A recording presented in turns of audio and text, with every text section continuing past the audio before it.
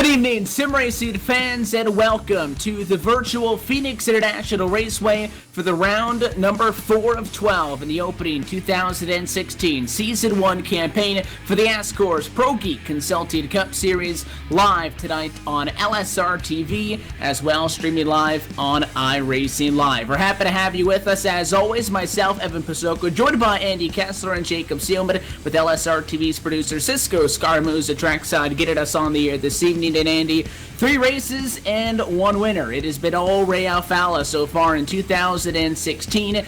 Taking a look at some of our numbers, he's 3 for 3, and he's in the top 2 right now at our 10-minute single-car qualifying session. So that means that he's fast, and if he can continue to show the speed that he has had the last couple of weeks tonight in race trim, these other guys are going to be in for quite the handful as we take on PIR for tonight's 156 laps of competition. Yeah, our first trip to what they call a short track here tonight for the series, and pretty fun, a fun place, a fun little racetrack, real tight turns in 1 and 2, and then 3 and 4 it gets kind of wide and sweeping, and you got to be real patient, get back onto that throttle. So I love this track. It's a unique track with that dog leg in the back, and you'll see a lot of guys dive below on that flat apron if they try to cut the corner there and try to make up some time on those guys that they're chasing. We'll see a lot of action, I think, here tonight, and a lot was said here last Tuesday night with the Xfinity cars and with that new build, so it'll be interesting to see how a lot of these pro guys here in the ASCORS Cup Series get it done, and we'll see that here coming up shortly. So we're ready to get set for round number 4 of 12 in Season 1 on 2016. Going to be 2 more sets of 12 races later on that are going to lead to an overall championship. But after tonight, we do mark the 1/3 mark in this opening set of 12 races on 2016. And tonight's ProGeek Cup Atlanta, or Phoenix 250 for that matter, getting set to go. Atlanta last week, Vegas the week before, intermediate racetracks. Andy, you talk about this being our first short track, and I do that with air quotes because, again, it is a mile in length, 1.022 if you want to be specific, but these guys, for them in the calendar that we see, it is most definitely a short track. This is the place where with that open dog leg you could stretch things out, get a little bit physical, and get a little bit brave if you want. And if they want to topple the driver of number 27, they might just have to get creative in doing so. Matt Busa's number 34, though, knocks to 27 off the top spot in qualifying, and as that qualifying clock inches closer and closer to 0, we're just about set to get tonight's action underway. So with that, we'll toss things down trackside to Jaded Berge for the performance of this evening's national anthem. Oh, say, can you see by the dawn's early light what so proudly we hailed at the twilight's last gleaming, whose broad stripes and bright stars through the perilous fight o'er the ramparts we watched were so gallantly streaming, and the rocket's red glare, the bombs bursting in air, gave proof through the night that our flag was still there. Oh, say does that star-spangled banner yet wave o'er the land of the free and the home of the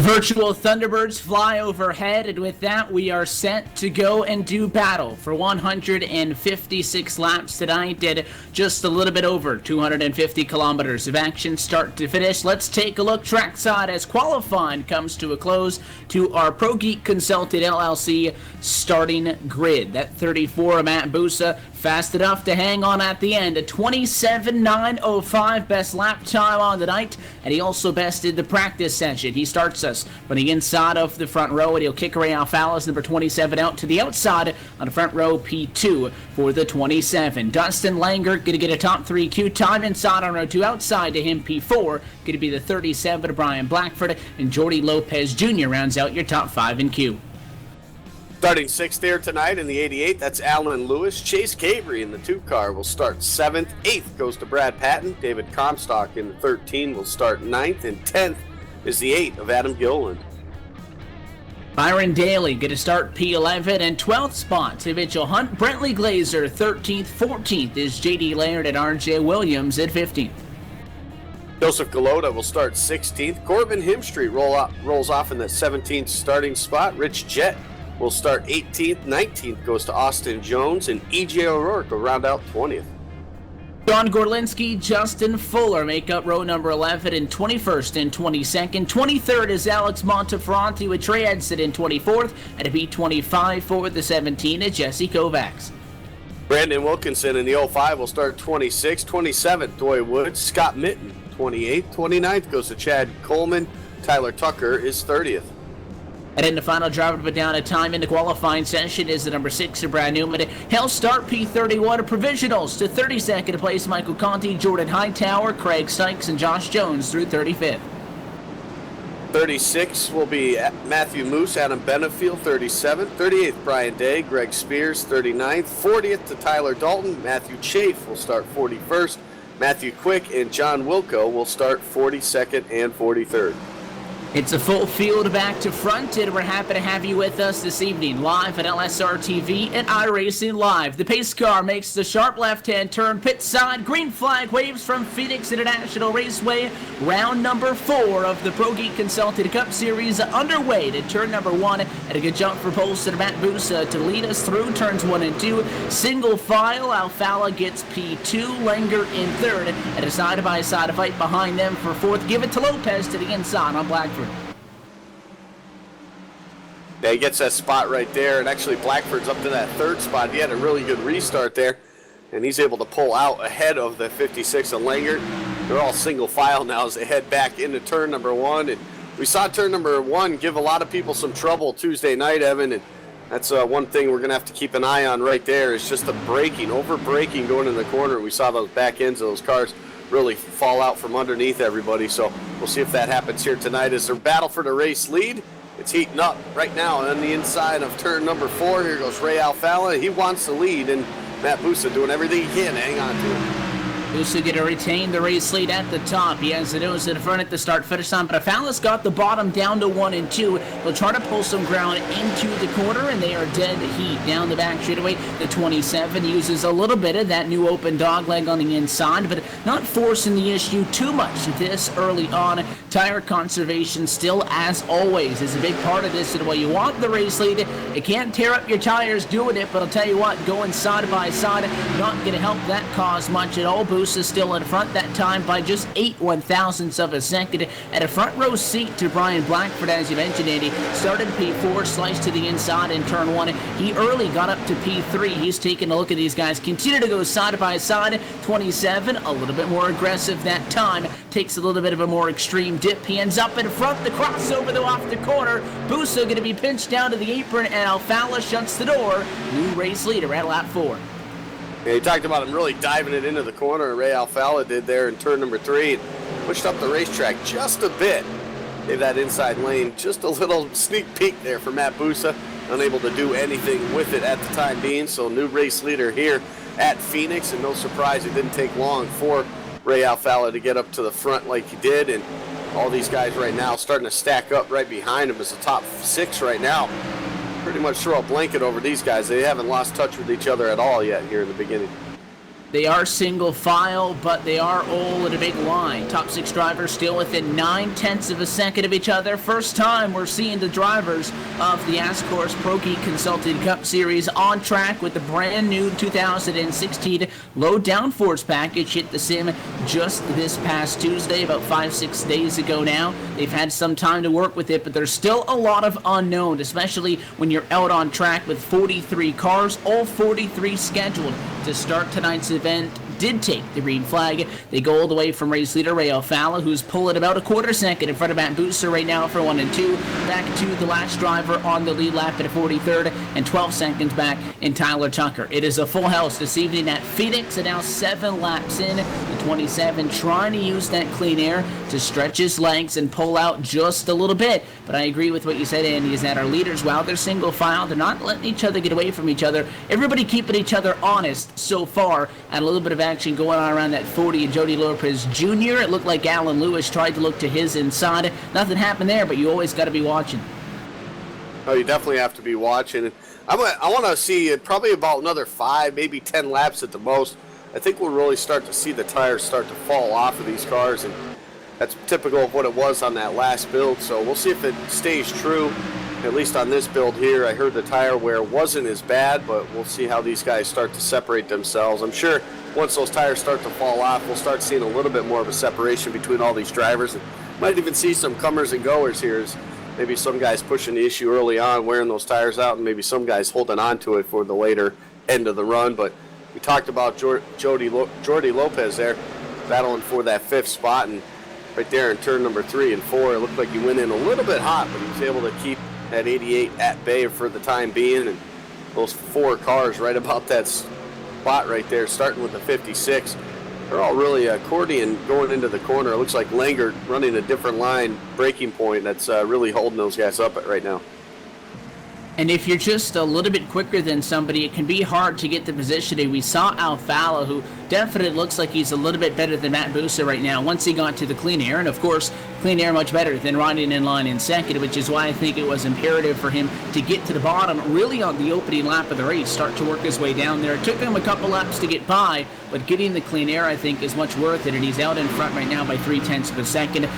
We see battles throughout the pack right now. Now 11 laps in. That 40 machine, kind of in the middle of a sandwich. He's got Langard in front of him, as you were talking about, and one person checks up a little bit early, and that accordion effect goes continuously through the field. That's why when you're in a single file line of this many guys separated by about a car length, 1.5 car lengths to each other, that's 5 guys within half a second. You can see that pack still working right now through turns 1 and 2. That's a situation where you can't afford a mistake, because you could spend 5 laps working hard on somebody to get a position. You slip up and you lose 5 in one corner, and that's the give or take that you're going to have to see balanced through tonight's event. But it looks like everybody playing nice inside the top 20. I believe we're single filed out at this point. Yeah, we are. Everyone is playing nice right now. A little bobble out of turn number 4 for that 88 of Alan Lewis right there. Caused him to get separated from Jordy Lopez for the time being. He was able to make a little bit up in 1 and 2, and the battle now heats up for that 7th spot now as Brad Patton got an inside, almost full right there. Chase Cabry looking for the move. He's going to get there now, push up the racetrack just a bit. It looks like Brad Patton's going to hang on to that spot, but a pretty good battle right there for 7th. And the 3 on the outside, Cabry jumps in line, now swings back down to the inside, and they go side by side. In turn number 1, Chase Cabry winner right here at Phoenix International Raceway. 1 night ago on LSRTV in a truck. He's doing it in the Cup car. Give him the position on the inside of the racetrack and move him now up to 7th. Cabry is going to take that spot away, and Patton now drops to P8. Not much of a change, though, because they just returned to where they were on the grid. The 2 started in P7. They'll go back to that point right now. Nobody inside the top 8, though, started from outside the top 8. They're all, again, relatively working well together. Adam Gilliland, the only person that has made up a double-digit spot. He started in P10. He's now down to a single-digit position in P9. Other than that, though, no real major movers until you look deep in the pack around P20 or P25, as Gilliland gets a spot on the 3, and they're teaming up on Patton topside and leaning on each other with Daly on the inside. That's a great battle right there. The 3 kind of pinching that 60 down to the bottom side. It'll give them a little bit more room now in turns 1 and 2, and they'll separate themselves just a little bit. But that's it. It's so hard to pass at a short track like this, and when you get that opportunity to get to the inside that Daly was looking to take advantage of, and now you can see the 71 of Mitchell Hunt also take advantage of that. So once you open that door on that bottom, it's almost similar to, like, say, a Martinsville racetrack, where once you open that door on that bottom, everybody wants to follow suit, and they look at it as an opportunity to make up a position. And it looks like Brad Patton will actually hold on now to that 11 spot. So he lost about 3-4 spots there in the last couple of laps. So his tire's starting to wear out probably at this point, but he hung on to it pretty well there, and he's going to stay just outside the top 10 now. You can really see Byron Daly struggling on the inside to get back to the gas without really ripping up those tires. And he and Patton, they got into each other a couple of times. Patton also caught the fence, I think, 2 laps in a row off of turn number 2. Very gentle contact, but he grazed it nonetheless. And an aggressive move by Mitchell Hunt adds another spot to the negative for Patton. So Patton now finds himself at 11th after starting P8. Another driver that started top 10 but has fallen a little bit just behind the number 13 Monster Energy machine, David Comstock, P9 on the grid, running 13th right now, and he looks like he may be following Brentley Glazer up through the field because that 36 in front of him all over the back of the 3 of Patton. And when those tires, you heat them up or something, once they start to fall away, they're going to fall off very quickly, and it doesn't look like there's any sort of break in sight for him because, again, he's got about 2-3 drivers stacked up on the bumper ready to pounce once he opens up the bottom.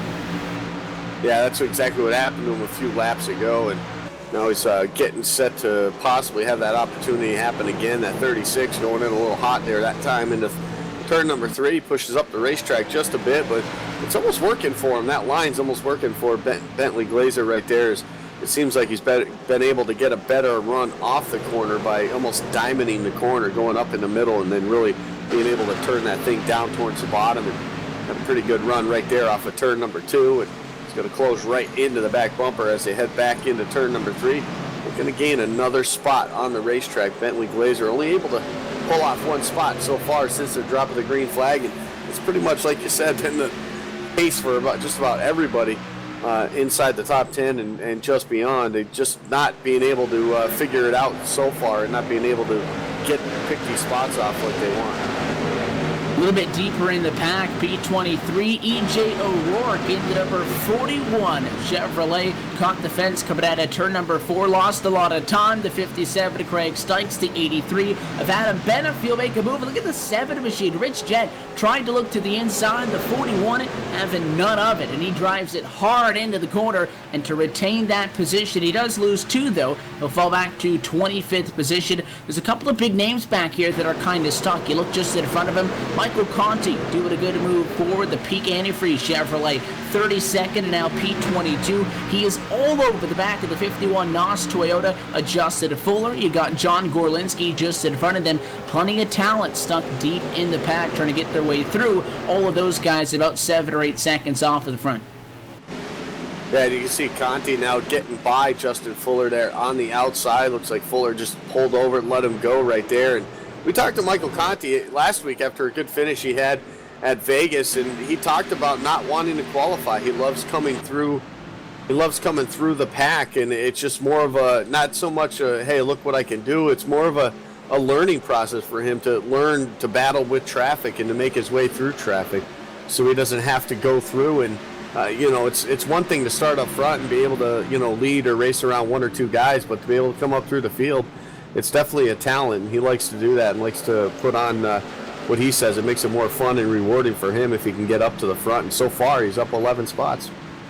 And when we talk about those guys being behind your leaders, their speed is still fairly well. Ray Alfala up front, who actually had Matt Busa close it in on him. The 34 got down to about 0.2 of a second. It's back up to a half a second gap, but the 34 still right there. Third on back, Blackford, Langert, Lopez Jr. and company. They slowly start to fall away now, 1.8 seconds off of the number 27 Ford up front. But even the guys at the back, they're not running significantly off pace. All 43 drivers still on the lead lap. Last place right now, John Wilco's number 62. He's only 20 seconds behind your leader. So while they're not there yet, Alfala is going to be shortly catching the back of the field. And they've been doing a good job so far through 25 laps of the race for nobody to fall all the way back to that point yet. If we stay green through the next 10-15 laps, Alfala's going to catch those guys at the back. And they're no more spread out, Andy, than the guys inside the top 10. Lap traffic, if we see a lot of green flag action tonight, is going to be huge.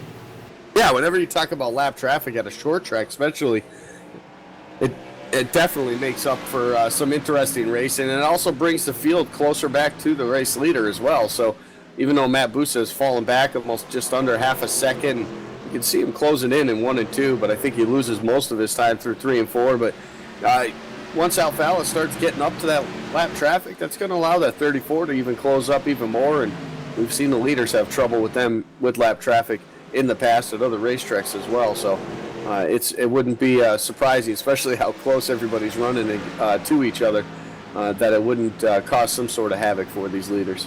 Andy, I'm having trouble even talking about Busa, in terms of closing up on Alfala, because this is about the biggest that gap has been since the drop of the green flag when Alfala took the lead on that fourth time around. It's not been but up 0.4 of a second, if not less than that, this whole way, and he's charging the entrance to turns 3 and 4 to try and make up a little bit of time. I think right now he's actually starting over the course of this run to get better than Alfala in 3 and 4 as they continue it on, and that's showing on the stopwatch. It's coming back to about 3 car lengths, a third of a second or so, and this top 2 battle hasn't been the only fun going on. I'm looking back in the field right now around 18th position. How about the 5 of Michael Conti, who did what we know him to do? He'll take the provisional because he doesn't like qualifying and doesn't want to be in the middle of the hornet's nest early. He's up to 18th already. He's picked his way about halfway through the field, inside, outside, getting ready to take a look on R.J. Williams for that 17th position. Almost squeezes to the outside and couldn't make it work. May even have brushed the wall just a hair coming off the exit of turn 4. If he didn't, you couldn't have put a piece of paper between that Peak Chevrolet and the outside safer barrier. Conti's on the move. He did this same thing a week ago in Las Vegas. It almost paid off with a win. And we just talked about Conti 5 laps ago being P22 and now in 18th. So that's 5 more to the positive than the 10 that he already had. So he's definitely making up ground. And the 21 Ford starting to come back to him in front. It's R.J. Williams. Williams just behind Joseph Galota in front. And he'll swing to the inside of the racetrack. 21 machine saw that one coming and he left the bottom lane open. But the inside, even for a guy like a Conti who's a little bit quicker than the 21, still not the best place to be as far as trying to conserve those tires. You want to get the job done nice, quick, and painless, and that's exactly what he did that time there with the 5 and the 21. And now problems for the number 3 of Brad Patton. He's slow on the apron down the back straightaway. We had been talking about 15 laps and 20 laps into this race, Andy, that the 3 was sliding back and his troubles continue. Yeah, his troubles do continue, Evan, and for that 3, I didn't see exactly what predicated it, but it looked like he took a loop all the way down inside on that dog leg, and there was really nothing he could do as he was on the outside and now really loose on the bottom of the racetrack. Goes the 57 of Craig Stykes, and I have to imagine that it's about that same syndrome going through the dog leg right now. All these cars are kicking machine out, and it's just getting dicey. So for Patton, he's at least able to avoid any damage right now on that 3, but he did give up a lot of track position. Almost 10 spots he lost over the course of that slide down to the inside of the dog leg. Keeps it going, and because of that, we stay green with 33 laps complete as Busa starting to close on Alfala. Again, it's the closest it's been the last 10 laps. And he got up to 0.2 of a second, 25 laps in, fell back, he begins to close once again, just behind 0.3 of a second. But you could definitely see the 34 a lot more aggressive on entry in 3 and 4. He enters well below that yellow line. He comes back up above it before they exit. While Alfala, a little bit more of an arc. You could argue the 27 getting an advantage coming off of the corner, but that time Busa takes a couple more 100s to his advantage. It is by far and large, though, a top 2 breakaway. Alfala, Busa, best 2 cars on the racetrack. And again, it looked like that 27 of Alfala had the pole until Busa hopped in the final 2 minutes of the single car qualifying session to take it away, and he's doing the same thing, digging on the inside like the 19 of Carl Edwards. He won't give him the bumper yet, at least I hope. Just 35 laps in of 156 tonight, but Busa, you can see that 27 coming back to him. He's getting excited about it. I don't think you'll see any contact this early in the race with these guys. I think they'll just try to maintain what they got, and maybe even just stay single file like they are, just to keep pulling away. It's two and a half seconds now above third place for that is the Brian Blackford machine and the number 37. That's just one of those things that is it worth trying to go for that race lead at this point, or should you just beat them on pit road and just have a better stop, or why force the issue at this point? It's still early on in this thing. It is early, and I can't help but wonder if that's not the 34 of Busa being a little bit patient right here. Maybe not pushing the issue from a standpoint of burning the equipment up like we've talked so much about. It's so critical, especially with this new build. You don't want to go too soon, and you got to be careful, because if you push it with this low downforce package, you put yourself at risk of tearing the car up or burning the equipment up. So we're looking back right now at the 34 of Matt Busa. That's a pretty fun view from out the back bumper, because he is right there now for the race lead on lap 38. They dive it down deep into turns 3 and 4. Busa all the way underneath the yellow line. Alfala kind of straddling it right now as they work off the exit of turn number 4. I'm telling you, these two are about as evenly matched as I think we've seen anybody in this ASCORS ProGeek Consulting Cup Series this season, Evan, and they've been putting on some good battles. Busa finished second to Alfala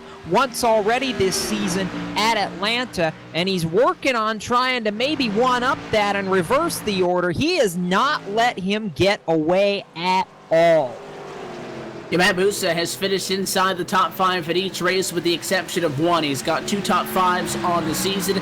Fowler evidently 3 for 3 in that category because he's yet to be defeated. So the 34 machine has been able to apply the pressure week in a week out. And right now, while it's still early, all these guys that have had the speed, what they're looking to get tonight is to just finish the job on that 27. Later on, still 40 laps in, down below the yellow line. That's well fair play on the apron there, and wouldn't recommend dipping down there coming off the corner, but definitely in. It is a place to be, and again, the 34 gets there. He slides back a couple hundredths. The 27 picks it up, and they'll go vice versa. But for the 34 of Matt Busa, Andy, doing a really good job of staying planted on the back deck lid of the Alfala Tech Ford, considering the fact that he's got a lot of dirty air coming off of the back, while the 27 out in front, car's going to be handling a little bit better.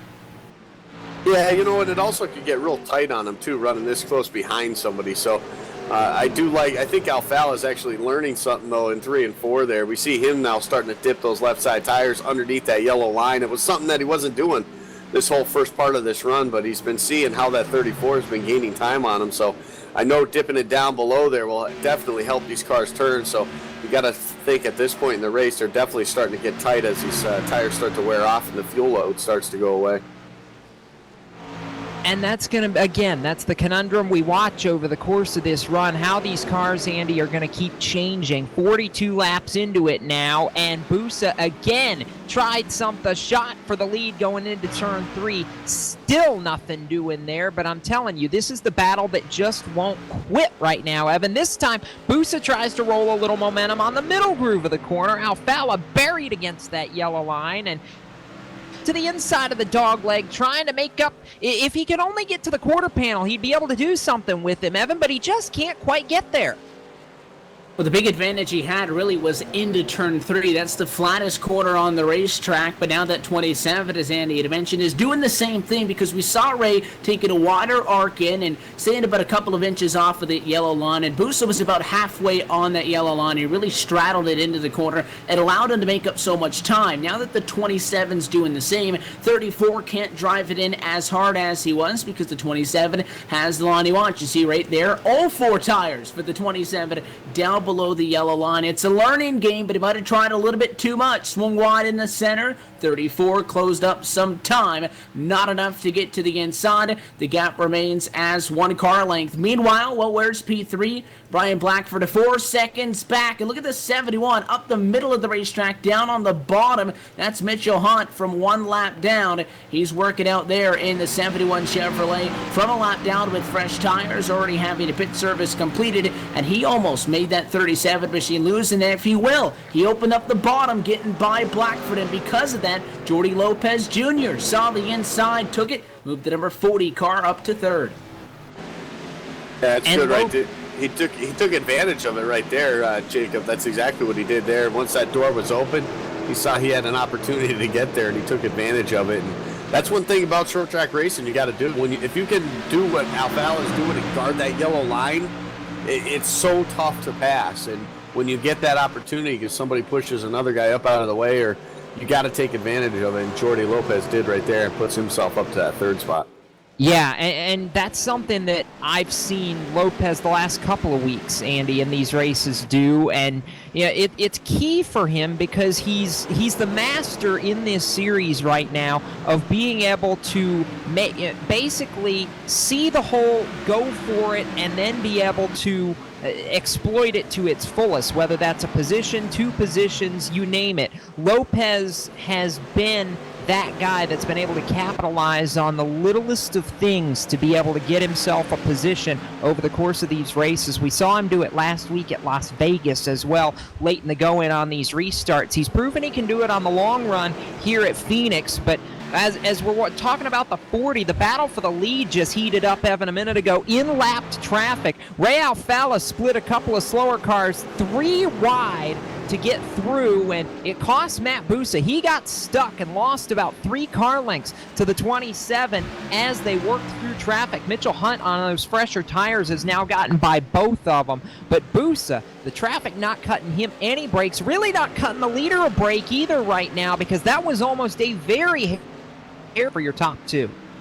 And I tell you what, the 27 Ray Alfala, he could feel Matt Bussa there on the back because the 27, big wiggle coming off of quarter number 2, so you can tell that Alfala Tech Ford, he's most definitely not taking it easy. But Matt Bussa, by the numbers tonight, should have the better race car. He was fastest in practice, qualified on pole, but he runs second right now. Alfala P8 in practice, qualifying to the outside of the front row in second. He's leading, but again, I go back to the point I made at about lap 15, Andy, is the fact that the 27 machine didn't let Bussa really get any laps in at the start of this race up in the clean air. He got to the inside and made it a side-by-side battle before they even got up to speed entirely. So the 27 has had the clean air all night long, and there's no doubt that it gives him an upper hand over the 34 because having a big pocket of air open in front of you, it's good at a plate track, but here you're losing downforce on top of a low downforce package, and that 34 machine not going to be able to stick to the racetrack, especially at a track like Phoenix with a major lack of lateral grip, with the banking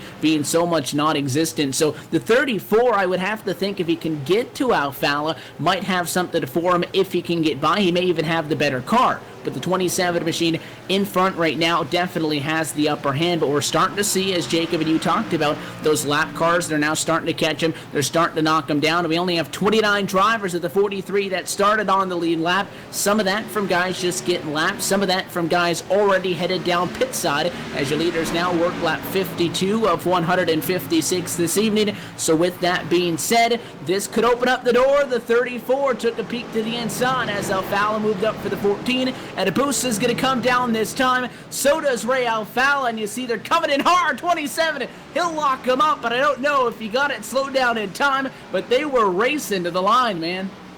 That was close right there, I'll tell you that. That was, man, coming on in there sideways like he did, locking him right down. So, you know it's going to be a 4-tire stop for that 27 machine. There's no doubt about it now. But, you know, this is a tricky pit road. We see these guys coming down to their box now. This is one of those pit roads where when you're coming around that corner, they're almost blind getting into their box. So you can see them right there. A couple obvious pros that are getting into their boxes did a great job finding it. But we saw some guys have some trouble with that on Tuesday night at this racetrack. And that's what makes it tough, even qualifying up towards the front of the pack. And what a stop by that 27 team. Woo! They were off down real quick right there. And they're going to take a huge advantage off pit road.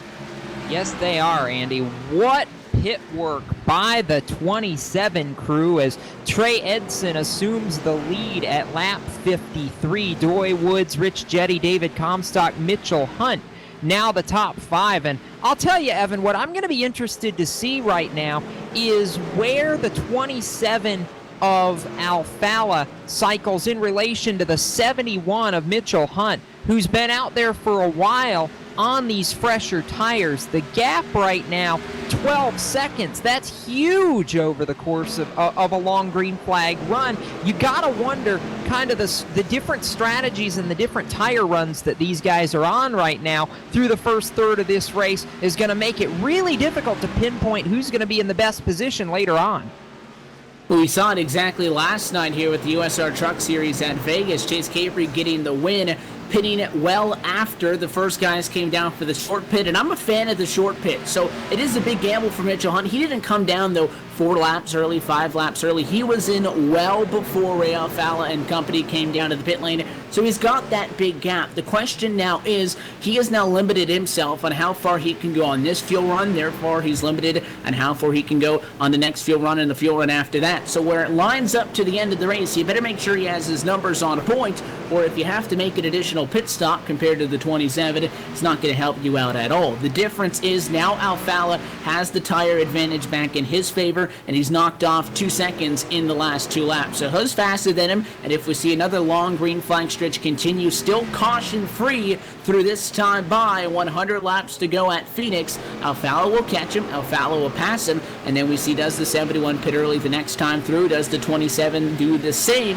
But for Mitchell Hunt, to a top 15 car in the race but wasn't up there in the conversation, it's a gamble that he liked to make, and I think he made it so comfortably. It's not like he came down, as I mentioned, 4 laps early or 5 laps early. He came down so much earlier than everybody else that I have to feel like that's a strategy that they've been trying to implement here, and they made the call to have to see if it'll work out for him.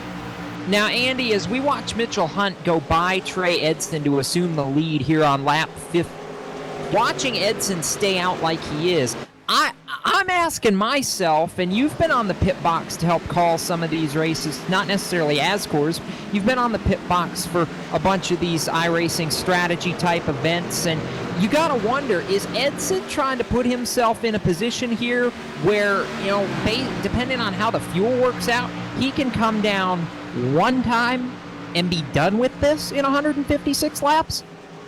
I assume that's what he's trying right here. I mean, we got the green flag field now that everybody's pretty much cycled through.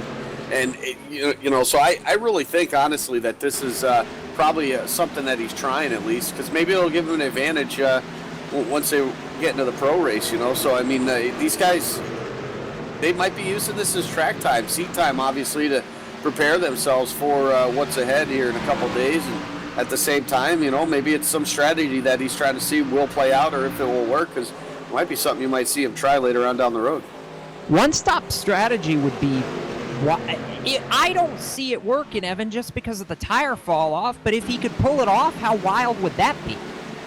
We know that they're obviously going to take things, what they're learning here tonight, apply it to Tuesday's Peak Antifreeze Series race. And it's good for them that these ASCOR states line up just 2 days in front so they can get a little bit of practice in. Sure, it's under much different circumstances, but it's still good to have track time, especially this week with the new build. I just don't understand the call. P24 to P2, that works out fine. I don't think it's a race-winning call. It might be a strategy call that can get you a top 10 or top 15, but if he's yet to come down to the pit lane right now, if he has only one pit stop to make all night long, well, Mitchell Hunt still has to pit. Mitchell Hunt's already pitted, so it doesn't matter if you're making one stop. You have one stop left if your strategy works, at least one, if not 2. Alfalla, you see the 27 on the bottom. Well, he's already pitted, and he only has one stop left possibly also. So you might make it on one stop, but you're much slower than them, and a guy that's already pitted, he's been down, gotten 4 tires, gotten fuel, got back out, and passed you. That's why I don't think it's going to be a race-winning call, as Alfalla with that move goes back to P2, and we see the gap between he and Mitchell Hunt. Hunt in front now by just 5.9 seconds, 71 P1, 27 P2. Yeah, and I think just about the time you're going to see Alfalla catch Mitchell Hunt, it's going to be about the time when he's probably going to go down pit road again. It'll probably be about that time if he's going to split it up in 3 spots. So we'll see what happens, obviously, as he continues to close the gap. And it was about 16 seconds there for Alfalla to the race lead, and now this time by 5 seconds now. So Alfalla continuing to clip away at the race lead, and I like that 40 machine, a great call by them. They came down a couple laps before Alfalla did, and now look at him. He's only 2 seconds back now for that, what we will assume would be the second place position for the time being. But that 40 car definitely getting some strategy done, and he's impressed me over the last couple weeks. Oh, it's all about positioning, Andy. That's the key as we work now 65 of 156 laps. So inside of 100 to go now. Alfalla 7/10 quicker that last lap than was Mitchell Hunt. It's down to 4.3 seconds as several of these guys continue to work their way solidly through the field. Mike Conti up to the 8th position now. You've got Edson, who's hanging on tenuously to a top 5 spot, about to probably lose that to the 8 of Adam Gilliland here in a moment or two. But you've got the battle for the lead that continues to shake down. There goes another 8/10, 3.5 seconds, Evan. By my math, that's 4-5 laps maximum before that 27's back in the race lead. And by that time, you're basically at halfway home. It's going to be a good way to split the race at half for these guys. And again, it was no question that Mitchell Hunt making that call was not going to stay in front for the entire race. His hope is if they come down pit lane one more time and that's good enough to make it to the end, he hopes that he can stay out in front through the checkered flag before Alfala's fresher tires would bring him back up and catch up to him. So the battle for the race lead going to be on in just a moment. Mitchell Hunt trying to hang on, get a couple more laps led, but so far, while the 27 is back in P2, it has been all Ray Alfala. Jordi Lopez Jr. has taken over for the number 34 of Matt Busa, riding behind right now in what is a battle for the number 3 spot. We'll step away from Phoenix International Raceway, return in just a moment. You're watching LSRTV's coverage of the ASCORS ProGeek Consulting Cup Series. Phoenix 250, Mitchell Hunt leads the way through 68.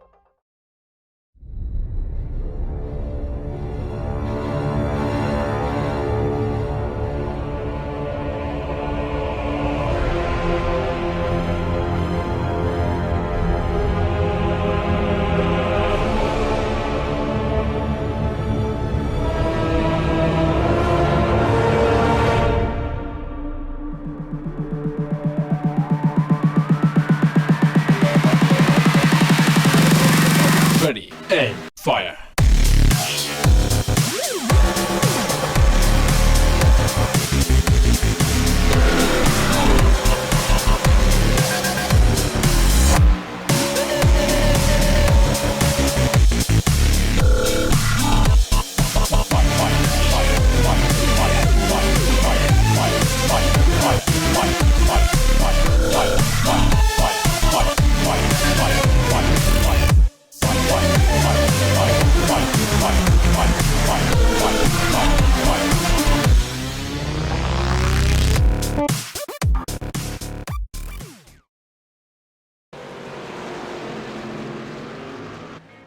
We're back live at the virtual Phoenix International Raceway. Ray Alfalla back to the point in the ProGeek Cup Phoenix 250, with Ray Alfalla out in front by 3.9 seconds to Jordy Lopez Jr., and the poor trip down to the pit lane has now relegated the Gale Force Sim Racing Toyota Camry Matt Busa back 5.8 after he started from pole position, running right now in third. Let's take an updated look at the strategy game. We saw our race leader come down to the pit lane there as we stepped away, therefore going to drop one lap down, but it's all part of the game. Mitchell Hunt now back in 28th position, basically pitting right at the halfway point in this event. He's now one lap down. It looks like, based on what we're seeing out of Alfalla, he'll be going with 2 stops. We have back there in the number 28 spot, as I mentioned, Mitchell Hunt, 2 down of 3, and then you also have a Trey Edson who's trying to do it on 1 stop. So that's 3 very different, distinct pit strategies in the works right now. So far, the 27 is in front. Ray Alfalla leading by quite a good margin, but now because we're so spread out, we've gotten through an entire cycle of green flag pit stops, and for those that are trying the 3-stop strategy, another stint of green flag is now already beginning to cycle through. So Ray Alfalla has plenty of lap traffic that he is having to deal with out there on the track, and it's not going to get any clearer or thin up anytime soon. This time by, though, he'll put 78 laps into the books, and will cross the halfway point in the ProGeek Cup at Phoenix 250. With that, let's take a look at our iRacing.com midway race break, and it is the 27 up top side, 3.8 in front of Jordy Lopez Jr., with Matt Busa third, Adam Gilliland P10 to P4. Somebody we talked about earlier, guys. How about this one? Michael Conti, 32nd to 5th. Chase Cabry just behind in the number 6 position. 7th position is Byron Daly, with Brentley Glazer just one more spot back at 8th. 9th on track right now is Alan Lewis, and from 37th to 10th position is Adam Benefield.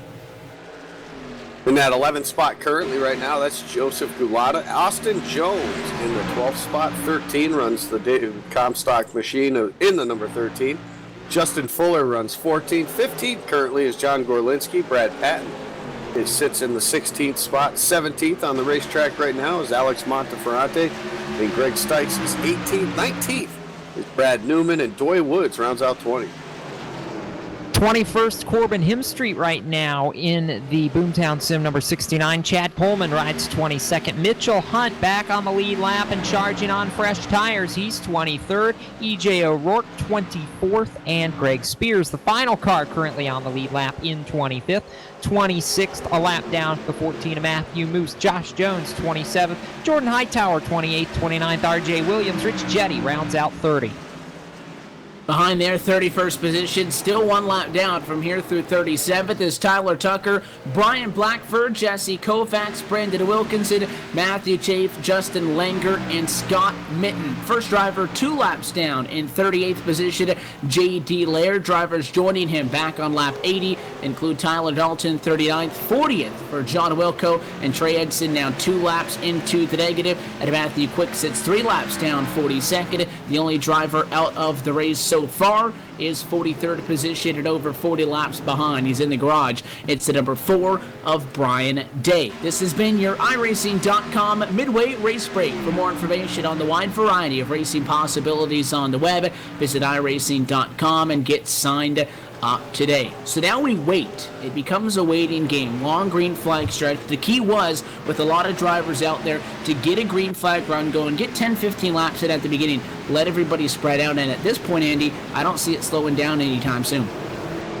No, absolutely not. These guys are just on the, everybody's, you're pretty much in your position. You're going to gain a couple here or there, maybe over the course of the run. Everybody's spread out pretty nicely, and we get that green flag feel of the race. And these guys have been not shy of running all the way through the race from start to finish under the green flag, and so far so good for tonight, and these guys are getting the job done again. Right in front of Ray Alfalla, though, a couple lap down cars are what soon will be going at it real hard right now. That is the 97 of Alex Monteferrante and Chad Coleman in the 20s, number 20 car. And both those guys battling hard for position, but at the same time, they're trying to stay on the lead lap. Yeah, they are, and that's going to make life a little bit difficult, Andy, for the race leader. They're stacked up and nearly get into the fence right ahead of Alfala, who's going to have to find a hole to bail into. He took a peek to the outside of the 20 right there, and Coleman not going to have a lot of room for error right here if he wants to stay on the lead lap in that Toyota. Coleman basically playing defense right now, Evan. He's there. The 97 is also there trying to stay on the lead lap of Monteferranti. These two gonna be the next victims if Alfala can get there without getting taken out in the process. I'm telling you, these cars are sliding around so much with this new low downforce package. It makes it fun for us to watch. Coleman drops a lap in 23rd. Alfala all the way underneath the dog leg to put now Monteferranti a lap down in 22nd. He'll get 2 for 1 on 1 lap. Next up, the 6 of Brad Newman. Not too far ahead. He's going to have some work to do too, though, because Alfala's only got about 3 car lengths here. 87 this time go up on the board, Evan. And once the leader got by, well, they weren't entirely getting out of his way. They resumed their battling. The 97 to 20 now going to fight for the last spot on the lead lap. The 27, he'll now swing to the bottom and try to get that number 6 of Brad Newman, who started 31st, and he's going to get him now as he gets into the number 21 position. Now falling off of the lead lap. The 27 machine not clear, though. 6 stubborn about it. He'll fight back on the outside. There's a wall there. You got to get out of the gas sideways, and he will eventually lose that lap. And for those lap down cars, or soon to be lap down cars, Andy, we know that they're going to go a lap down. If you're that far back, for the most part, you're not just going to gain enough speed out of nowhere to start running away from Ray Alfala in front of the field. But they pick up the pace a little bit. They get a little bit more aggressive all the time because they don't want to get lapped, and they hope that they can hang on maybe for a yellow if possible. And contact at 97 Monteferranti. He goes around. This will change everything. Caution flies. Lap number 88. And I said once your leader go by, the 20 and the 97, they would do battle once again, and the 20 machine behind. I'll tell you what, that was not the first time Coleman threw a dive to the inside on the 97. That time he pushed up and took him out. Yeah, he did, and that was a very Evan long slide through the corner before Monteferranti did about a 720 and kept right on going. So the caution flag flies for the first time. We went more than halfway through this race before it came out, and now it's going to come officially with 89 laps complete, and really shakes up the whole pit strategy game now. But the good news for the 27 of Alfala is making the strategy call that he was on. We'll consider him the regular strategy call. Everybody else, was theoretical, and they were hoping for it to go green all the way for it to work out. Alfala in front at the point of the caution. It means that he'll be down for service, and there's really no benefit of those guys sticking to their strategy. Now you could expect everybody on the lead lap to come in for service at a 27 machine who was really good the first time on the pit lane. He beat Matt Busa out of the pit lane by about 4 seconds. He'll come down into his stall, expecting 4 tires, gas, and go, and this will give us a restart inside of the final 66. And again, the fuel game pretty much out the window at this point. Yeah, but now the fun part is, will Alfala stay out there for this whole 67-lap run here to the end? And that's going to be the fun thing to see, or if he's going to try to split it up, or we'll have to see what he does. But we're going to have to keep an eye on that if these leaders will stay out there. But it's going to be interesting. Pretty good battle behind Alfala off of pit road, and that 40 at Jordi Lopez able to hang on to that second spot. And I'll tell you, now he's got an opportunity to race with that 27. We'll actually see now what kind of speed that 40 machine's got underneath him. Evan, for the record, the production trailer is shocked that Michael Conti is sitting inside the top 5 now. And yeah, I'm looking at this. We've seen him do this 4 weeks in a row. He doesn't qualify. He runs through, and by halfway, he's inside the top 5, exactly where he sits right now. My question to you is, can the 5 win this race? Well, he likes to make it fun for himself. Ray Alfala would like to start on the pole and lead all the way. Conti likes to start in the back. He did not put down a time at practice. He did not put down a time but qualifying. He hits the track and he starts hustling. We know he has a good car. He's in P5. If we went green all the way, though, I would say it's a stretch for him to win this race, because it doesn't matter how long it took you to make up the 27 spots that he has so far, which is extremely impressive.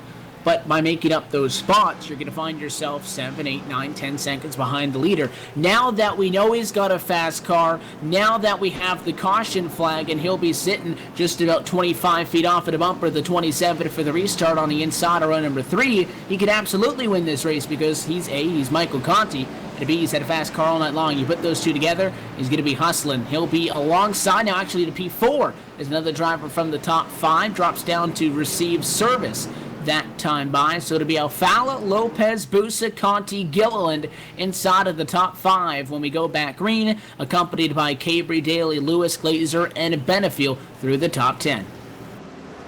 Yeah, it's a pretty interesting top 10. I like seeing that 2 car up there as well. It's not one of those pro drivers. He's definitely a short track guy. We see him all the time on the short track ranks through iRacing, getting it done at these smaller tracks. So it's not surprising to see that 2 up there, but he's doing a great job week after week, honestly, running in the top 10 every week.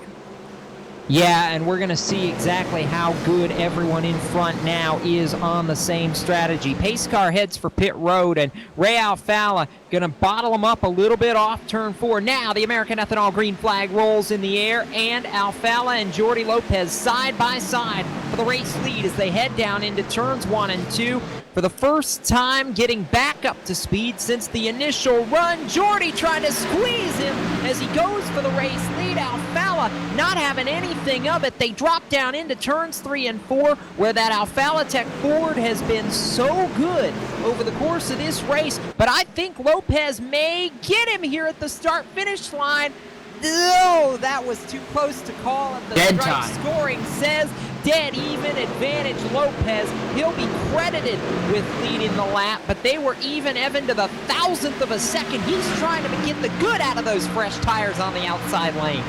The 27 is exactly where he found himself early, though. In fact, when he didn't start for the pole, though, he got to the inside early on Busa, but this time, can he do it again? Good run off of turn number 4, and he's got it. Jordi Lopez Jr. to the race lead at lap number 96. He'll clear the 27, and really for the first time tonight, Ray Alfala has to ride behind somebody. We'll see how the 27 Ford reacts in that dirty air, but he does end up in P2. Conti takes the number 3 spot away from Busa. Look at the 27 on the apron. He's taking away the lessons that he learned from Busa earlier. Really made a big charge down into turn number 3. Couldn't do anything with it off, and it's Lopez, Alfala, and Conti now down into 1. What a great run on the outside lane. Made the outside work. We haven't really seen that all night long. Man, that 40 car definitely showing his speed right now. Now he's just got to set the pace here. Make sure he keeps that thing down on the yellow line. Doesn't want to give Alfala any sort of room on the inside, and right there you can see, at least for the time being, he's got the run off the corner that's going to keep him the race lead, but that 5 car is starting to make his way into the picture as well. Michael Conti now all the way up from that 32nd starting spot. There he is right now in 3rd, and he's making up a little ground. Trying to stretch him out and pull away is Jordi Lopez Jr. And now the 27 Ray Alfala. He's got to concern more about the 5 behind him than the 40 in front of him, because here comes Michael Conti, the Peak Chevrolet, closing it off the back end. About 2 car lengths separate each of your top 5 runners on the racetrack right now, and they try to pull away just a little bit from Matt Busa, Chase Cabry and company, who as well sit just about a second off. But the 27 Ray Alfala has not been in this situation all night long. He's had clean air, and that's it, so he's got to fight and dig for it. And Lopez right on the bumper that time off the corner, but the 40 machine doesn't give enough speed off the corner to allow the 27 to fight for it. That's the big difference here. Alfala can drive it in hard and sure, but if you're not going to get to the inside and move him out of the way, you need to run off of the corner. And if that's not happening, Lopez is going to continue to have the preferred lane. Well, the problem here, Evan, is that's what Alfala tried to do. He got in so good to turn 3 last time that he almost rooted the 40 right out of the way on the bottom of the racetrack, and he almost had brake to keep from running right into the back of them and potentially ruining both of their races. So now what you've got is the top 3 underneath a blanket, because that allowed the Peak Chevrolet of Michael Conti to get right up there on the back deck lid of these top 2 and make it a 3-horse race out front. 100 laps complete, 56 to go in Phoenix. It'll be 55 this time by, and Andy, I think that we were talking a minute ago off mic and had a pretty good point maybe in the fact that Alfala could be saving just a little bit. I would have maybe agreed with that until I saw what he did in turn 3 a couple laps ago. These guys aren't saving anything right now. Oh, this is their chance to push the limit and see what these cars got with this new build. And look at the 5 of Michael Conti now. Oh, he was on the apron there on the exit of the corner, and we talked about that earlier on, especially you did, Evan. That's coming off the corner. You don't want to be on the apron because getting on the throttle, you can make that back end step out really easily, actually. And right there, Michael Conti doing a great job hanging on to it. But it's one of these things, now that they're all here, it's just so tough to pass when that guy's running that white yellow line like we can see that 40 doing right now. These guys are able to close the gap, but they're just not quite able to make the pass and get to the inside, and they're going to continue to race it off. But why these guys are battling hard, it's going to be a 4-car battle for the lead here momentarily, because now the 34, Matt Busa, is starting to get back into the picture.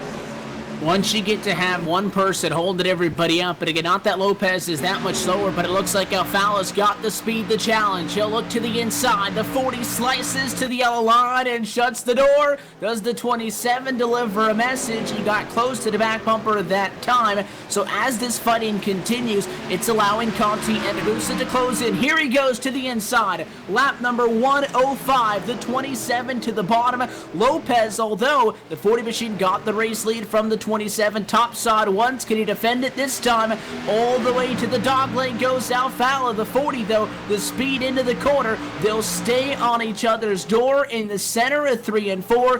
Who gets the run off across the start-finish line at lap 105? Lopez. Momentum in his favor. He squeaks through. He will not be denied.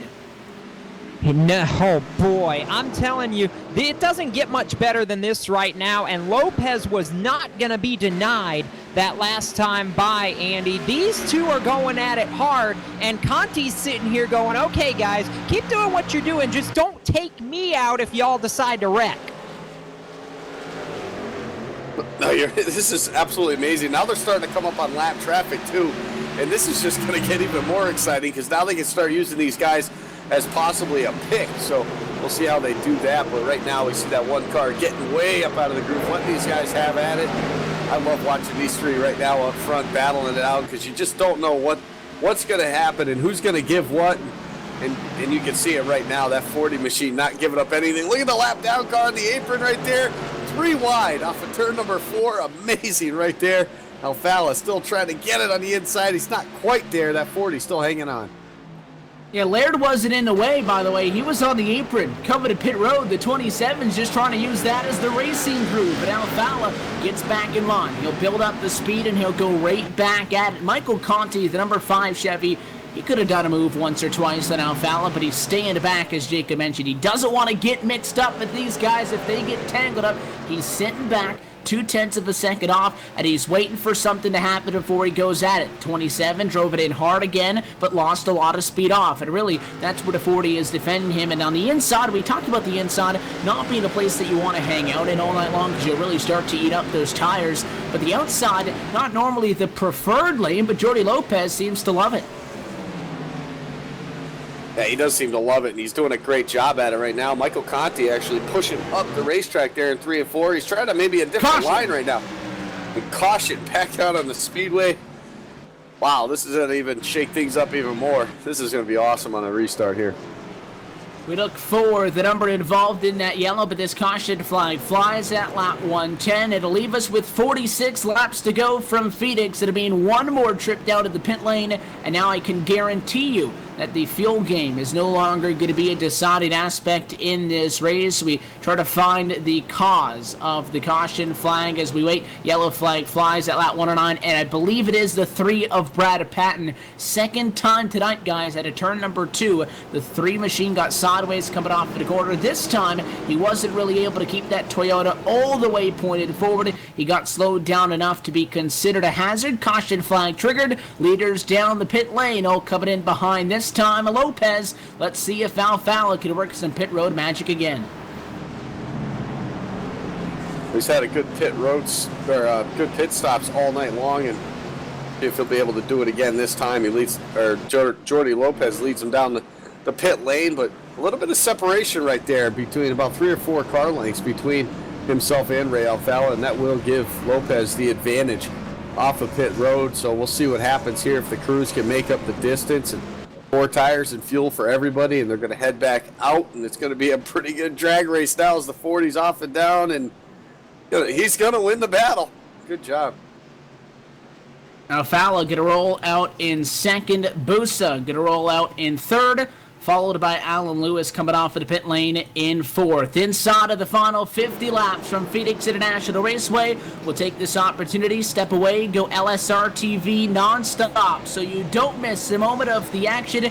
Out in front of the field is Jordy Lopez Jr., the 40, trying to take the first checkered flag away from Ray Alfala on the season, and he's in front at the caution.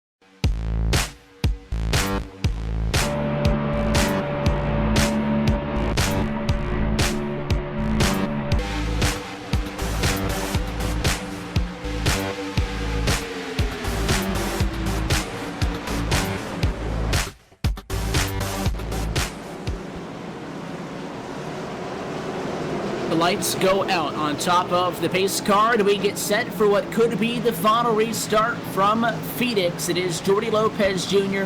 leading over top of Ray Alfala in the ASCORS ProGeek Consulting Cup Series ProGeek Cup Phoenix 250 from Avondale, Arizona, live tonight on LSRTV and iRacing Live. It's down the crunch time, and if you're just tuning in, you're joining us at the right time. Pace car down 40 top side. What happens on this one to the go zone? Green flag flies underway at a great jump for Jordy Lopez Jr. Top side will give him the lead. Alfala single file to second. Busa wants the challenge to the outside. Not going to happen. Top 3 single file down the back. Oh, contact behind. Byron Daly hard into the outside wall. Caution flag will fly, and just like that, we hit the reset button again. Byron Daly in the number 4 position. They were side by side, and it looked like the 80 got sideways off the corner. I don't know if he got sideways because Conti got into him, but the 88 definitely was the one sideways, as I said, and it hooks the 60 around and it was hard impact for Byron Daly. The good news is they had a really big wide dog leg on the bottom for everybody else to cycle on through, but Byron Daly, a good night, will stop about 45 laps shy as you took a look at the second look on the LSRTV replay. Byron Daly bites the dust. Jordy Lopez retains the race lead. We'll use up our final caution flag here for our end of things right now. We'll step away one more time. Back to Phoenix in a moment. It's Lopez out in front.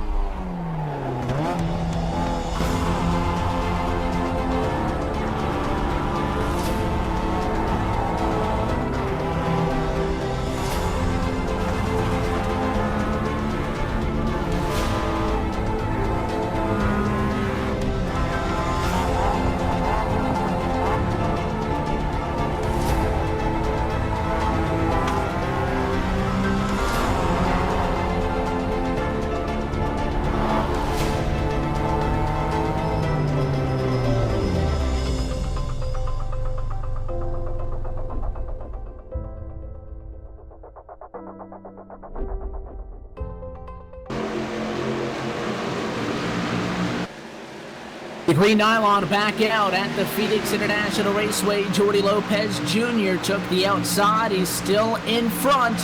This time it's a change for second, and that's two times. Ray Alfala has dropped back and now into third spot. Lowest we've seen him on an equal pit strategy all night long as Michael Conti. Now up 30 spots, Andy Kessler, for the start of the race, moves into the number 2 spot and sets his sights on the checker. Jordy Lopez Jr. leader, just a couple of car lengths in front of him. Ray is just a couple car lengths in front of him. Now he's got to catch him, and we saw Michael Conti able to catch those top two that last run there, and you can see him right there close the gap through 3 and 4 and off the corner exit. Going to keep about a 3 or 4 car length lead. Almost hits the wall there off of turn number 4. He's trying to get everything he can right now for the time being, but he continues to close that gap as they race their way off of turn number 2. And down the back straightaway, it's still 3, 4 car lengths now for the race lead. Yeah, and it's going to get tighter again because, you know, I've been watching this whole race play out for the 5 of Conti, Evan, and I feel like maybe he's had the best car by a little bit. He just hasn't been able to show it because he's been stuck in traffic the better part of this race. Now he's starting to run down the 40 of Jordi Lopez. It's down underneath 3 car lengths, underneath 0.3 of a second, and the Peak Chevrolet looking to flex some muscle here. He finished second by inches here in Las Vegas a week ago. He wants to better that by a spot, and he closes it. It's a car length off turn 4. Michael Conti going after the lead, this time by 33 laps to go in Phoenix. And while the 5 started deep in the pack, he's been on the ragged edge all night long. We keep making comments on how tight he's getting up against the fence, but he was doing that back on lap number 5 as well. You look back at the 123 laps that have been completed so far as he worked lap 124 of 156, and you think, we haven't really seen a patch for the race lead. Ray Alfala started second. They were side by side all the way across the start-finish line. By the time lap 1 was in the books, he got the race lead. He took over the race lead on a varying pitch strategy to a couple of other guys that had tried out some different things, but under green itself, we haven't seen somebody able to get by the race leader. Alfala tried it. Lopez shut the door a couple of times on him. So the 5 of Michael Conti trying to do that exact thing. And the 40, who loves the outside so much, the inside's going to be the first place that these guys try to look. And it puts him in a tricky spot. But that 5, look at inside the windshield. He's got a handful. Right, left, seesaw on the wheel down the front straightaway, especially off of 4. The Peak Chevy knows it's go time. Got the apron there. He'll slide high. Does this open up the door for Alfala? It does. 27 hard to the inside. We'll go side by side for second into turns 3 and 4. Ray Alfala bottom, Michael Conti top, and the Peak Chevrolet on the outside powering off. He'll hang on. What a move. What a great piece of driving by both of those guys right there. Ray Alfala trying to take advantage of a slip-up, being on the apron there in turn number 2. He put himself in position to take that spot, but that 5 car held him off, using that top side there, really pinching him down to that apron right now, and now they'll see if they can close back the gap now. As you can see, Jordi Lopez starting to use that bottom underneath that yellow line there in turn number 3, so he's starting to learn something from these guys behind him because he can see how much they're gaining on him in that turn number 3, so Jordi Lopez using that apron in turn number 3, but you can see him still running a little bit higher than these guys throughout the corners. And he's trying to get it done right now, but he's maintaining right now that 0.3 of a second lead.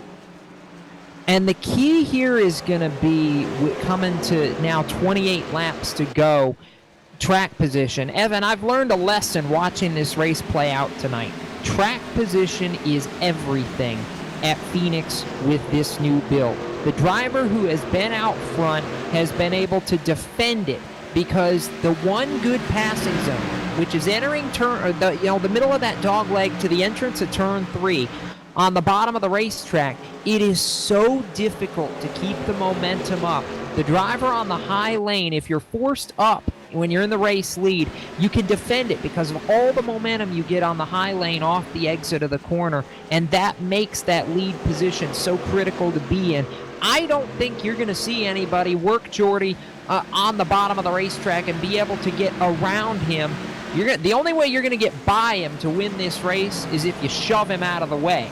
Now Conti washes wide over there, entering turn 3. It's going to give Alfala a look here, but the 5 going to hang on. It's been a long time since I've seen Conti rough somebody up for a victory. That's not something that happens very often, but it may be the only way he does it tonight. And it's not the first time we've seen him overshoot down turns number 3 and 4. That's only 8 degrees of banking. You missed your mark by a little bit. that car's going straight towards the outside wall. You got to get down, and that's why they use the apron to help themselves turn, and you see Alfala back down there, but it could also be Conti trying out a different line. I know he's constantly working on the wheel, even though he bombs the entry, really goes really wide, and it looks like it's going to be all Alfala. The 27 gets to his door. Again, off the corner, the outside has such an advantage. On the inside, you just can't get back to the gas in time to have any sort of momentum that rivals the guys on the outside, which is why track position, as we've been talking about, is so very key. The 27 not giving up, though. You can tell that Ray Alfala starting to get the understanding that this could be the final run of the race. This time by, we're going to take about 25 laps to go from Phoenix. The 5 is P2, Alfala back in third. Really not a concern. Fourth on the back is over a second for Busa Cabri and company, but you go on board with Ray Alfala. He's starting to go down right there, down the dogleg. He's starting to really dig on the apron down in turns 3 and 4. You can tell that the sense of urgency creeping into his eyes, that he knows that he's got to get going now if he wants to be able to A, get to Conti, do anything with him, and then B, get to Lopez and do anything with him before he runs out of time. But this is more so a battle between Conti and Lopez than it is between Alfala and Conti, because the 27 not making up consistent time to the driver in second. No, he's not making up time because that 5 car is just that much faster right now. He's trying a different line here going into 3 and 4, and you can see him right there kind of push up the racetrack, and that is getting him some speed off of the corner. He's been able to close that gap up to about 2 car lengths now over the last couple of laps, and that's a good piece of driving, and that's just an experienced driver right there, just trying to change things up a little, trying to find that grip that's possibly not there. And we know this whole race with the tires, with the rubber being put down on the racetrack, it makes that bottom side a little bit slicker, less grip, and so you can see him searching for grip, moving up the racetrack, and that's exactly what that 5 car is doing. Now you can see the 27 of Alfala. He's trying it now, saying, hey, wait a minute, I can't catch this guy. Maybe I got to try that line, and it's working right now as that 5 continues to start closing in on Jordi Lopez for that race lead. It's down to a car length now as they exit turn number 2. He was half a tenth quicker last time by, and how hungry are you if you're Michael Conti? You're extremely hungry. It's been a long time since he's been to victory lane, not since his 2014 NASCAR Peak Antifreeze Series powered by iRacing championship season has he been to victory lane in a field, at least to my knowledge, with the caliber of drivers that you've got here tonight. He wants to change that. He is digging Evan as hard as he can. But Jordi Lopez, like I said, is in the best position he can be in right now. Coming to 19 laps to go, out in front, everybody chasing and able to run his line and defend. But if Conti can force his way to the outside in turns 3 and 4, if he can find a way to build a little bit of momentum, he might be able to make the difference. Right now, though, he's starting to lose a little bit of that time he gained. It's going to be 18 to go when they come back to the stripe with Lopez, Conti, Alfala starting to walk away from Matt Busa. And when we saw Busa running second to Ray Alfala earlier, we thought that Busa might have been just a little bit quicker than the 27. I'm not convinced that the 5 is that much quicker than Jordi Lopez. He's looking all over the racetrack because, if not being almost exactly even with him, the little bit faster that he is, again, is not enough to account for the fact that that 40 machine's got the clean air. But I'm liking the fact that Conti can go way up against the fence, swing down low, or he could enter really low and exit the quarter high and not lose a lot of time. You see the rubber been laying down on that bottom lane of the racetrack, especially in 3 and 4, more so than what you would see down the back end in 1 and 2, where these guys trying to mix things up a little bit. But you've been seeing everybody down on that yellow line into turn number 3 all night long. The 5 is not playing by those rules. He's going way up out of the groove, but he's not losing time. Well, he's not gaining time either. He's trying to find something, anything, that can give him an upper hand and then can again counter the fact that that 40's in front in the clean air and the 5's trying to deal with the tight car on the outside of the racetrack while he rides in behind him. He's searching. So far, he has not found what he's looking for. Just looking for something, just a little bit of something, some grip somewhere that nobody else knows about right now, trying to find that advantage, but that's what he has to do right now. That's the only way he's going to get up to that back bumper, that 40 machine, and even possibly have an opportunity to get around him. And Lopez doing a great job as well, searching for grip every other lap. He's trying different lines as well. As you can see, all three of our top 4 guys are staying off of that yellow line through 3 and 4, and while these guys are battling hard, that 34 is starting to come into the picture as well. He might be a player here to get a podium finish before this night's over.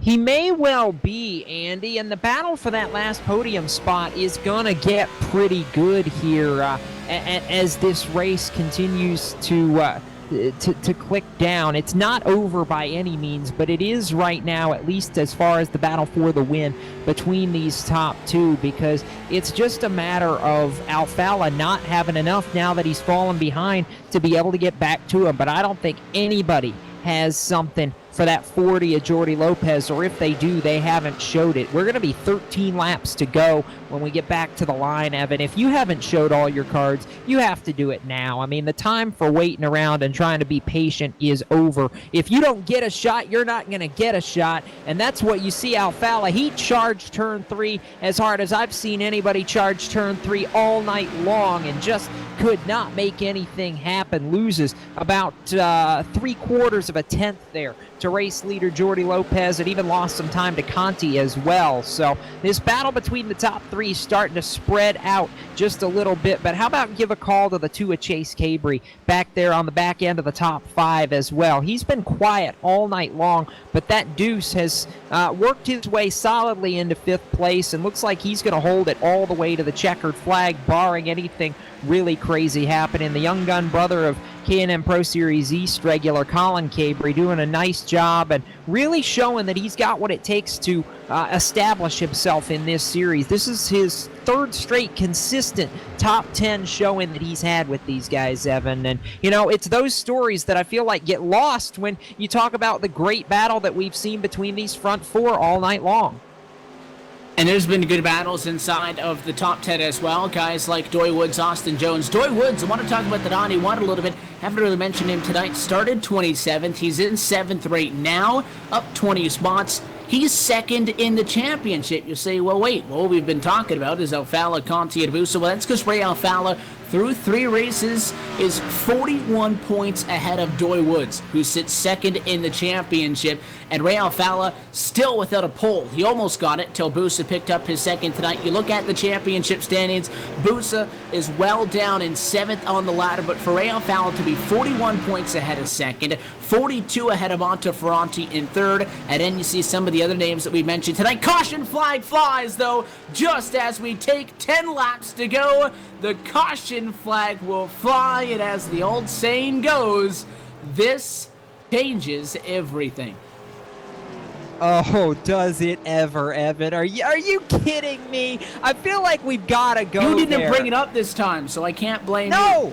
It never fails. No, I did not bring it up. I said no such thing. And now what you're going to have is about a, I don't know, 4-lap dash. I was going to say a 5-lap dash but to if the we want to checkered break flag. it down, that 5 laps. Oh, this is going to be good. Blackford, it looks like. Brian Blackford in the 37, Evan. Now we look towards the pit lane. Do we see somebody stay out? Do we see somebody take 2 tires? Because you're going to be in the point where a restart and a caution off of the restart is going to lead to a yellow that would most likely end the race. I would not be shocked if we see the strategy. Could the pass for the race lead and the win beyond pit road? Lopez ducks out. The 40, he stays out. He jumps out at the last second, and it looks like everybody else is coming down. How many drivers stay out? That's going to be the key. Michael Conti from 2nd, first driver down to the pit lane. The Peak Chevrolet comes into his stall, down to the pit stall number 32. He'll take 4 tires, gas and go. Ray Alfala, Matt Busa, P3 and P4. They'll drive all the way down to the end of the pit lane for their service. Right side tires up on them, and 2 tires for both Alfala and Busa. So the strategy not limited to pitting or not pitting. We have Conti on 4, Alfala, Busa on 2, and Jordy Lopez Jr., who stays out in front of the field. Wow. I'm looking at all these guys making some good calls there. At 86, of Joseph Galata taking 2 tires as well. Looks like, Doy Woods had a wreck on pit road as well, so that's something you don't He got some There's help. not too much damage on that He's car. not so. happy about it. I'll tell you what. He Well, of was course coming not. out of his stall. The 69 going into his stall. Corbin Hemstreet just turned right into him. And the 91 gets turned up into the outside wall on the pit lane. While they're out on that part of the pit road, the cars do make contact. Hemstreet had to get down to his stall, but the car on his left was coming out. You could argue the 91 should have waited, but at that point, you can't just turn into the guy. You got to wait. And 91, we were just talking about how Doy Woods was flying under the radar tonight, being second in the points. That damage is not only going to, hurt him for this final restart, but as well, it's going to drop him well back in the standings. And if you thought 41 points was a lot, if you look at him more in the range towards 50 after that, which will drop him outside of the top 10 in the running order here tonight. Even if Ray Alfala doesn't win this race, he'll gain in the championship. Okay, Evan, so we're getting ready to come to should be one to go right here. You got Lopez and Fuller on on no tires. You got Alfala, Busa, Cabri, Gulota on 2 tires. Conti back in 7th is the first guy on 4, and you're going to have a maximum of 5 laps to get this done, if that. How big are we going to wreck on this restart if they Over try under to pile 10 it cars? I think that's a fair number to place it at. in? Oh, boy. I hope it stays green. Well, we all hope it stays Well, I want to green, see what Andy. the 5 can do, if he can get through the field or not, you know? I mean, 4 tires is going to be huge. E7, first driver on 4, and that's going to be Conti to the inside on row 4. Everybody else in front of him up to the guys that stay out, and Lopez and Fuller are on 2. And Jordi Lopez, I don't think we're surprised, guys, that he takes the top. The only way that Michael Conti is going to win this race is if it stays green all the way to the end. And the odds of that happening are about, I don't know, by my expert estimation, 10 million to 1. Well, the lights go off on the pace car. It'll be the final restart on the evening. Do they go green all the way? 5 miles and 5 laps left of competition in the ProGeek Cup Phoenix. 250. Lopez on the outside. Green flag flies. 3 laps to go. We go 3 wide. Ray Alfala second, and a caution flag flies behind them. The 5 car Michael Conti involved in that accident. Made some contact with the 37 of Blackford, and wow, that was a pile up right there. Be it, but it was Conti. Conti from inside the top 10 too, guys.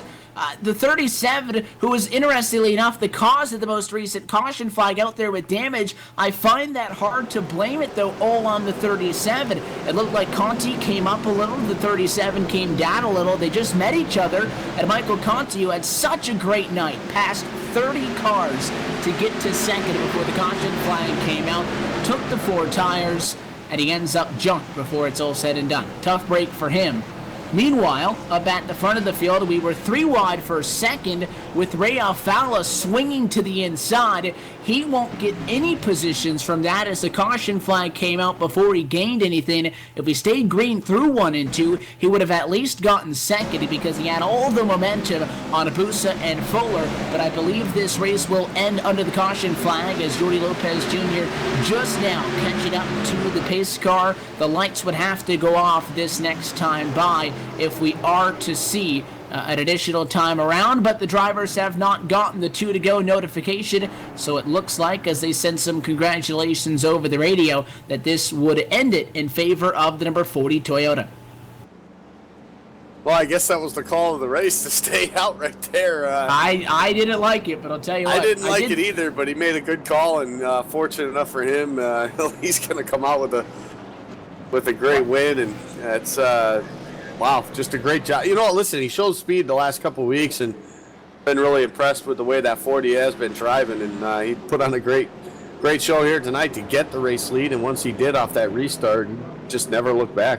Well, there's no overtime, Jacob, and I did say I wouldn't be surprised if we see somebody take no tires or somebody take 2 tires because we were in the window that and it was close. I figure if this restart came 1 lap prior and we wrecked like that, we'd have a 1-to-go shootout. But because we were right in that bubble, I figured with a yellow flag coming out after the green would end the race, that I would not be surprised if somebody stays out because of the fact that right there, we might not even make it to turn number 1. So Lopez, the leader, is the one that does it. I was expecting maybe somebody 5th, 6th, or 7th position to make the call. Your leader does it. A little bit skeptical, but it looks like it'll work out for him in the end, and a well-fought race for him. First time, not Ray Alfala at Victory Lane. Hard to be disappointed, though, with the P4 finish. He'll still be well in control of this championship through 4 races.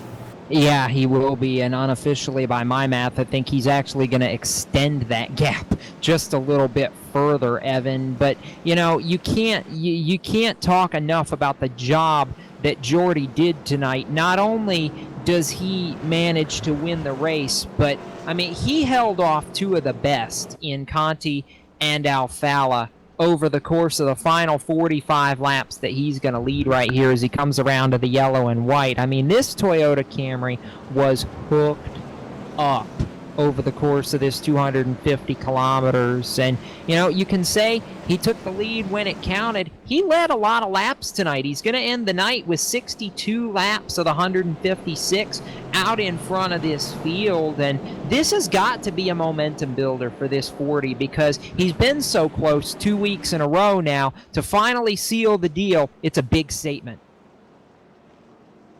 The checker are going to fly alongside the yellow flag for the final time in turns number 3 and 4 for Jordy Lopez Jr. Started in the number 5 spot, was part of our topic of conversation a lot in the opening half, but kind of flew under the radar and came in strong late. Did he challenge the likes of Alfala, challenge the like of Busa and company to lead the most laps in the end and to make it close in that run? But the number 40 Toyota Camry going to come off of turn number 4 for the final time. Not only did he have to hold off numerous charges from the best of the best behind, but he survives one final restart, checkered flag, and the win in the Phoenix 250. Jordy Lopez Jr., first time in Victory Lane in the ASCORS ProGeek Consulting Cup Series. And what a race at Phoenix International Raceway. And we said at the top of the show, Andy, well, it's not technically a short track because it's just a little bit over a mile in length. It's a short track for these guys, and I'll tell you what, that was a short track race. Yeah, it absolutely was. A lot of green flag laps, too, which was very good to see. And it came down, a couple guys doing different strategies over the course through the first half of the race. But then, of course, the cautions, a little timely for a lot of them. And that really shake things up, put everybody basically on the same cycle. And then we saw some absolutely fantastic racing up front for that win. And what a great job for Jordy Lopez here to come out with his first victory of the season. So we'll step away for a moment as the number 40 Toyota burns it down on the front straightaway. Ray Alfala's win streak will be cut at 3 in a row. Lopez, the second winner on the 2016 campaign. We'll catch up with tonight's top finishers, wrap up round number 4, and get you set for round 5 right here next Sunday at LSRTV for the Auto Club California 200. So LSRTV's coverage of the ASCORS ProGeek Consulting Cup Series will return in just a moment. The 40 car reporting to Victory Lane.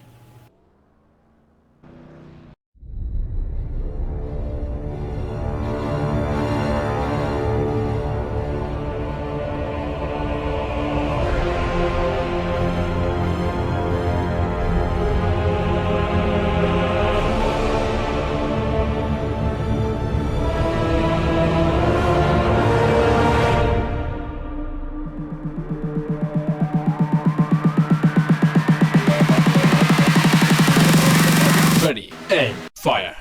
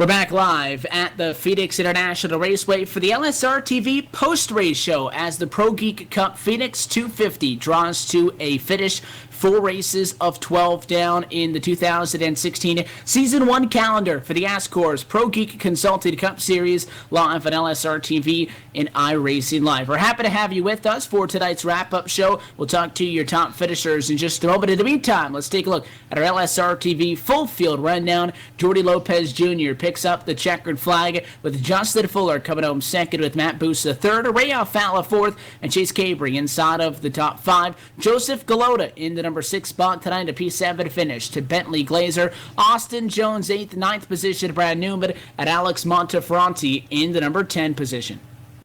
Coming up 11th here tonight was the 7 of Rich Jetty. Trey Edson finished 12th. 13th went to Doy Woods. Matthew Moose finished 14th. 15th went to the 69 of Corbin Hemstreet. Michael Conti fell back to 16th spot. 17th, last car on the lead lap, was the 56 of Dustin Lingert. Jordan Hightower, 1 lap down, finished 18th. 19th went to Scott Mitten, and Tyler Tucker rounded out the top 20. And in 21st position, also 1 lap down to John Wilco, Brad Patton, Tyler Dalton in 22nd and 23rd, 24th for Josh Jones with Jesse Kovacs in 25th as the final driver 1 lap down. 3 drivers 2 laps down include Brandon Wilkinson, J.D. Laird, and Matthew Quick in 26th, 27th, and 28th with B29 going to Brian Blackford after a late race accident. Greg Spears rounding through 30th. 31st on the night. 3 laps down, I should say. Matthew Chafe. R.J. Williams finished 32nd. 33rd goes to the 41 of E.J. O'Rourke. Chad Coleman finishes 34th. 35th, 13 of David Comstock. 36 goes to Greg Stykes. John Gorlinski will come home 37th. 38th goes to Adam Benefield. Adam Gilliland will finish 39th, 40 laps down. And Mitchell Hunt finishes in the 40th position. And then to round out tonight's grid of 43 cars, you have Alan Lewis 41st, 42nd Byron Daly, and Brian Dane coming home 43rd, 117 laps behind. That's a look at your ASCORS ProGeek Consulting full field rundown. And now we're caught up down in the virtual Gatorade Victory Lane. Going to be back-to-back top 3 finishes, but this time first driver to knock Ray Alfala out of victory lane. Jordy Lopez Jr., winner tonight from the Phoenix International Raceway. Caught up with him now down next to the number 40 machine. Jordy, congratulations to you. I'll tell you what, if we didn't get that yellow at the end, they might have made you, Carl Edwards and Kevin Harvick get there to the end, but they made you work well before that final caution flag. Ray was all over you. They were all over you there for the final 50 laps, but that 40 Toyota, strong enough to hold on and win this race. Talk about it. Oh, yeah. As soon as I grabbed the front, I was kind of surprised that he picked the bottom on that restart, because that's not really a strong lane for first tires. And when he took the bottom, it felt like a gift that he gave to me, because I had a chance to pass him with and it worked out, you know. And then my whole mindset was to just like hold everyone up, because I know I wasn't as fast as they were, but if I can have them pushing, you know, their tires, I had a good chance of winning the race. So it was fun. New build came out on Tuesday. The most heavily affected car were these Gen 6 machines, and it was a handful out there for a lot of guys. You won the race, so what are your thoughts on it? It's a really fun build. Like it actually takes a lot of like driver skill to like manage your drive off and entry. It's pretty tough, but I actually like it. It brings a bunch of good racing, and it's just fun. So we go forward into the next week's event. We're now 1/3 of the way through the opening part of this 2016 calendar. 4 down at a 12 in 2016 season number 1. And we go from the shortest track we've been to one of the longer ones out to Auto Club Speedway next Sunday. Still plenty of time between now and then, but how do you think you'll fare out there now with this brand new race car? I hope to do good. I mean, that track is pretty tough to pass, because people like that track is pretty easy to drive. It's not like Phoenix where it's like kind of awkward line to take, and it's super hard to switch over, I guess. But it's just I just don't think I'll be up there because of the way that track is. I don't know. I just don't know what to say. Well, I'll tell you what, this one is a track that you were definitely able to get after, and you walk away with the win. And a first driver to knock Ray Alfala out of victory lane, as I mentioned, and a good compliment to your top 3 finish 1 week ago, Jordy. So in victory lane, it's a good step forward for the rest of 2016. Before we let you run away, the sponsors, the shout-outs, all of those good people behind the scenes who makes it happen for you. Thanks to P Money, Nexus Esports, and Six Man. They are awesome guys. All right, well, hey, congratulations again, sir. Best of luck going forward. We'll see you next Sunday. See you, man. It is tonight's winner from Phoenix International Raceway, Jordy Lopez Jr. in the number 40 Toyota Camry, ends up on top, and the driver just behind him, that was a part of the 3 wide for a second and itching to get after it. Justin Fuller started 22nd, Andy Kessler, and he comes home in P2. Yeah, I'm down here on pit road with the driver of the 51 and Justin Fuller, and man, congrats. What a run for you. All the way from 22nd starting spot. You find yourself here just 1 spot away from the win here at Phoenix. And, man, talk about a tough little racetrack to get around. It seemed really nice when we had the green flag run, but it seemed a lot for these guys to maybe get it made it hard to pass, I think, as these guys ran through the corners. But you were able to get it done, passing 20 cars on your way to this spot. Walk us through your race and how you like this new build on this car. I'm struggling with the build so far, and this is by far not my best track by any means. Definitely stole one tonight. We didn't drive up there. We stayed out there. We were running about 13th when that caution flew with 6-7 laps to go. Stayed out, and we were able to steal a second place finish, but we really needed that to get the season jump started. We've been wrecked quite a bit so far this season, not only in this series, but the other 2 also. So, yeah, stole one. Probably was a 15th to 20th place car all night. Well, there's nothing wrong with stealing one. Get you a few points, get you a little bit of confidence building up as we head to Auto Club next week. Obviously, a whole different setup. How do you think the new downforce package will affect you at that big, long 2-mile speedway next week? I'm not really sure. I really do love that track. That's one of my, I'd say, favorite tracks on the iRacing service. So we'll see. It's all going to depend on if I can get a handle of the car and the build. This league's really tough, though, so I wouldn't expect to see me battling for the win unless something wild happens. Well, listen, top 10s are always good when you're talking about the competition level that is here at the ASCORS Racing League. So, with that said, second place finish here tonight. You said you stole one, but there's obviously people behind the scenes to help you get that 51 machine up there. Oh, yeah, I want to thank ASCORS with Brian Schoberg and JD Laird and ProGeek Consulting for sponsoring the league. I want to thank Trades and Designs, Aftermath Motorsports, EJ Brakes, and everybody over at Aftermath Motorsports. Fun place to race with, our fun teammates. You guys here in the booth doing a great job every week, and I can't wait to turn around and watch the broadcast later tonight and tomorrow. Well, there you have it. Congratulations again, Justin, on the second place finish. We'll see you next week in California. Yep, see you then. There you have it, our second place finisher here on the night at Phoenix. I'm going to send it down a little further down pit road. Jacob has caught up with our third place finisher.